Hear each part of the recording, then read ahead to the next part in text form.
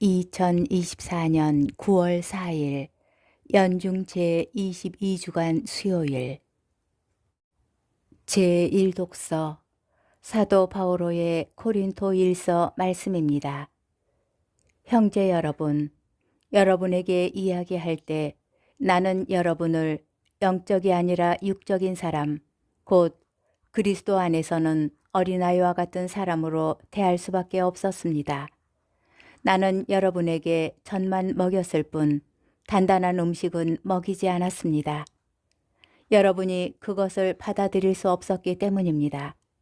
사실은 지금도 받아들이지 못합니다. 여러분은 아직도 육적인 사람입니다. 여러분 가운데에서 시기와 싸움이 일고 있는데 여러분을 육적인 사람이 아니라고, 인간의 방식대로 살아가는 사람이 아니라고 할 수 있습니까? 어떤 이는 나는 바오로 편이다 하고 어떤 이는 나는 아폴로 편이다 하고 있으니 여러분을 속된 사람이 아니라고 할 수 있습니까? 도대체 아폴로가 무엇입니까? 바오로가 무엇입니까? 아폴로와 나는 주님께서 우리 각자에게 정해주신 대로 여러분을 믿음으로 이끈 일꾼일 따름입니다. 나는 심고 아폴로는 물을 주었습니다. 그러나 자라게 하신 분은 하느님이십니다. 그러니 심는 이나 물을 주는 이는 아무것도 아닙니다. 오로지 자라게 하시는 하느님만이 중요합니다. 심는 이나 물을 주는 이나 같은 일을 하여 저마다 수고한 만큼 자기 삭을 받을 뿐입니다. 우리는 하느님의 협력자고 여러분은 하느님의 밭이며 하느님의 건물입니다. 주님의 말씀입니다. 복음, 루카복음 4장 38절에서 44절의 말씀입니다. 예수님께서는 회당을 떠나 시몬의 집으로 가셨다.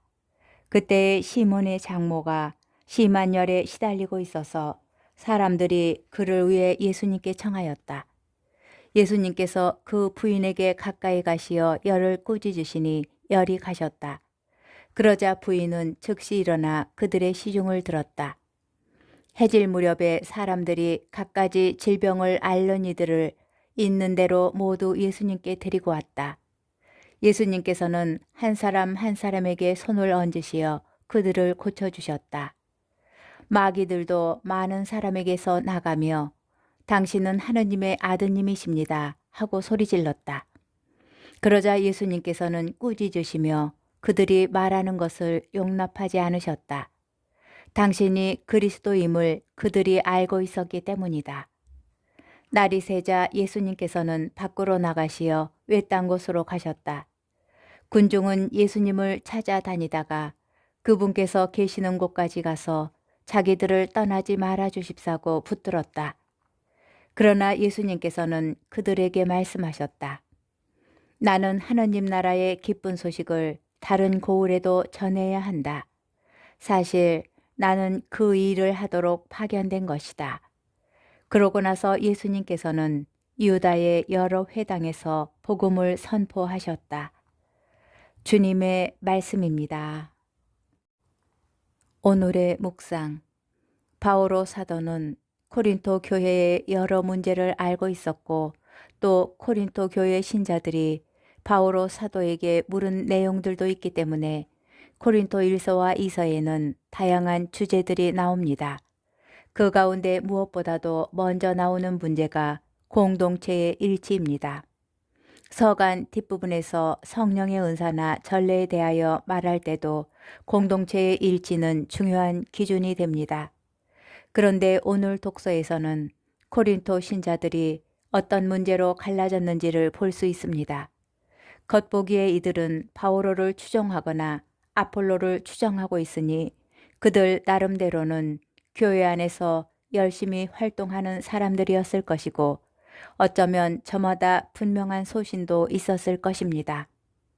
바오로와 아폴로는 하느님의 밭인 교회의 신자들을 돌보며 심고 물을 주는 일을 한 이들이었습니다.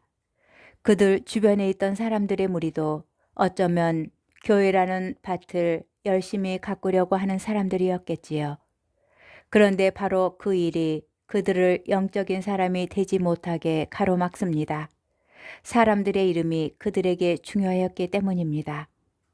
탐욕에 사로잡히거나 쾌락에 몰두하여야 육적인 사람이 되는 것이 아닙니다.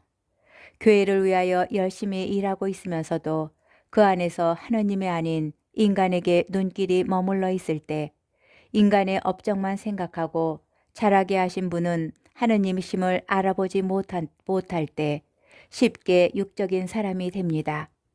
내 이름을 지우고 내가 하는 모든 일이 하느님께서 이루시는 일임을 알아볼 때, 다른 모든 사람 안에서도 이를 알아볼 수 있을 때 시기와 싸움이 사라지고 우리는 영적인 사람들이 될 것입니다.